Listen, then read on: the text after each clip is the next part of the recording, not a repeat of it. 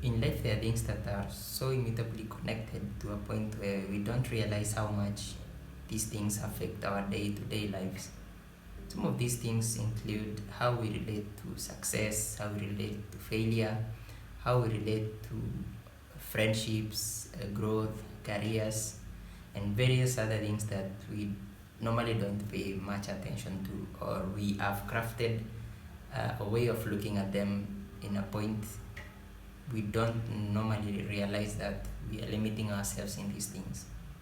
Success is one of the things that there is no right way or no wrong way of looking at it, and everyone has their own definition of what success is and what success will entail and how they will move along to it.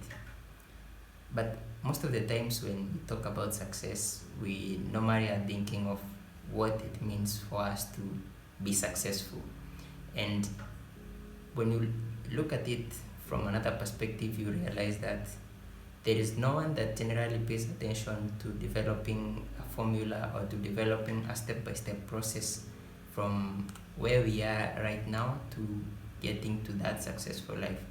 Take an instance, if you ask somebody how they want to be successful or what it means for them to be successful, no one will ever pay attention to telling you the process or what their plan is from today to getting where they want to, a timeline, or even the day-to-day things that they will be doing for them to be able to achieve that success. Most of us will just go on and on about how we want to have a fancy car, how we want to have 9 Ferraris, how we want to have 12 McLarens, or how we want to have a 5-story building or 12-bedroom mansion. All those things that relate to what we assume success is, but no one has a clear picture of how to get from here to there. And in this video, I want to explore how we can change and redefine our perspective of how we view success and how we can get from where we are right now to getting to be successful, or at least viewing success in a different way, in an achievable, more goal-oriented perspective.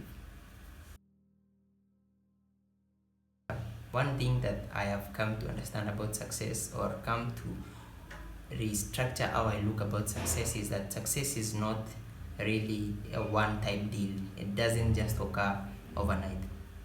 And if at any point you've heard of the idea that somebody is an overnight success 10 years in the making, then you kind of understand how success works, because success normally doesn't just happen. There is an entire process and an entire life of giving and taking, failures and fulfilled promises.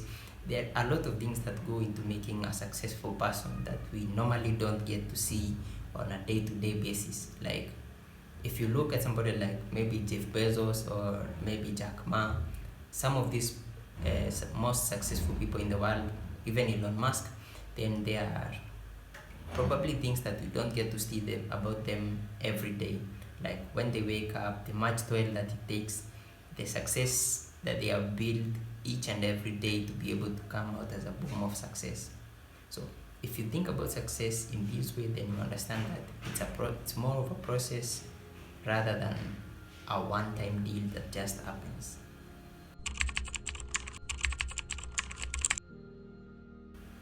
Everyone defines success in their own way and according to how they have structured their brain and the society they have grown up around.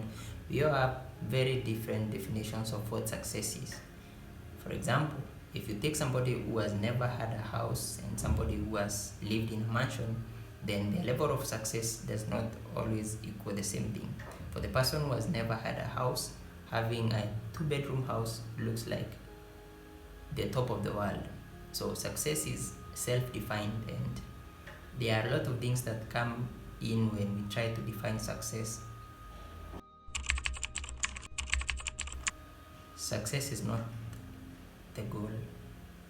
When we say that success is not the goal, generally the idea is success should happen along the way as you are doing what you do normally do.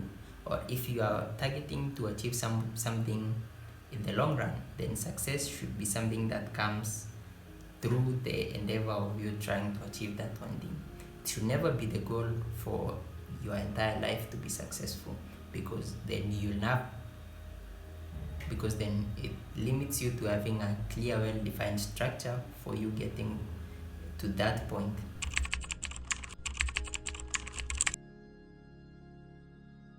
Even if success is not the goal, we need to establish a clear cut of what success means to us, and this helps us establish a baseline of what we can mark as success, regardless of what the entire world or anybody outside of our domain thinks is not success.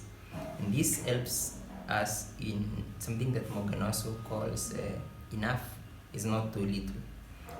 Sometimes you need to define what your success is so that you can be able to know when you have hit those goals that you wanted, or when you have hit those timelines and metrics that you had set up for yourself to mark yourself as a success in something that you are doing.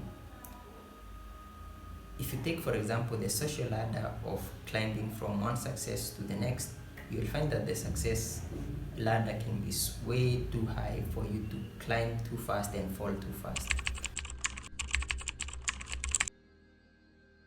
Therefore, redefining our goals just basically means us realigning our goals with our intentions, our ideals, our ideas, our professional motivations, and rather than being just aligned to what consumerism, social pressures, and other ideas from other people, and how they affect our lives and how we view success. Because sometimes what we really need does not really matter what the society tells us that we need. If in your group of friends most people are having 5-bedroom houses or are having 6 cars and you're not there yet, then that's not your definition of success. By all means, success to you can be having a comfortable small life that is limited to 2 bedrooms, 1 car, and even maybe working in a 9 to 5 and not owning like 4 or 5 companies. That is success by any definition, if your life is comfortable and you're happy and you do things that you value and things that make you feel fulfilled and happy in your life. That's a definition of success by your own metrics. But if you feel like, for example, you need those fancy cars, and when you ask yourself the deeper questions of why you want these things, and it turns out that it's that they genuinely make you happy and not that you want to be like the next big person or to be seen like a successful person, then you have clearly defined what success means to you, and you can work on getting to those successes without feeling social pressures or trying to fit in a position where you don't. Always remember that success comes with some sacrifices, and if you're not willing to make those sacrifices, then that success is not really worth it. You don't know what the next person is sacrificing for them to be at the level of success where they are. They might not be sleeping well, they might not be in a place where they can relate to their family or spend time with their kids, and maybe to you that does not sound like the right thing. So if you cannot make that sacrifice, then you should also be willing to limit your success to something that is more appealing and something that is success to you. In an ideal world, we would all be successful overnight, and we would all be successful by the time when we are 20 or 22 or 23. But life is imperfect, and life demands that we put in our effort, and there needs to be a stroke of luck as much as there is hard work for us to be able to be successful. And much like everything else in life, success takes time, and success is a progress. Nothing comes easy, and even growth itself takes time. All I mean to say is, do not feel like you are lagging behind or feel like you are out of place when your friends are moving forward and you're stuck in a place. Success might not come for you at this point in time, and you might not even be successful until you're 40 or 50. Don't push yourself to a point where you overburn yourself or you suffer from burnout, stress, and very many other things that can be avoidable. You can take it slow and move from one step to the next gradually, and you'll get there. I always like to say that you can marinate your success and hold on to it and hold on to the process for as long as you can until the time when it's ripe for you. If you feel like you're going too fast, slow down. If you feel like you're too slow, you can speed up, but don't feel like you're pressured to try and be successful to be comparable to anyone. If you're enjoying this content and you like what I do here on this channel, please do consider subscribing and sharing this video with friends and family. I would like to get to 1000 subscribers sometime soon, so feel free to share, like, and subscribe. Then again, always remember that goals change, people change, and everything changes over time. You might have thought that maybe probably you want to be the next big engineer, or you want to be the next big Elon Musk or something related to that, but your career path has driven you in a certain other direction that does not seem to be headed there. Sometimes it's okay to admit that maybe your goals and your dreams have changed, and you can change course and have success in that new area where you are venturing into.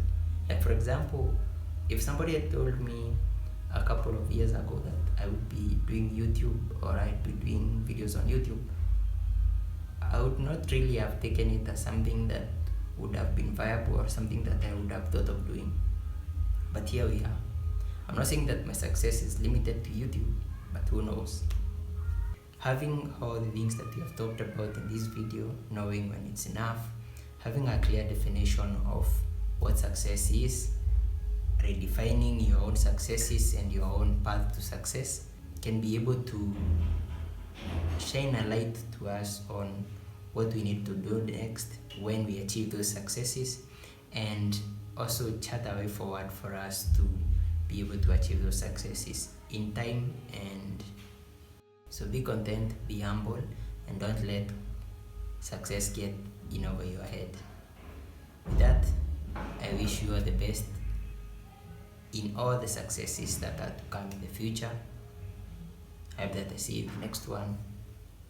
Peace.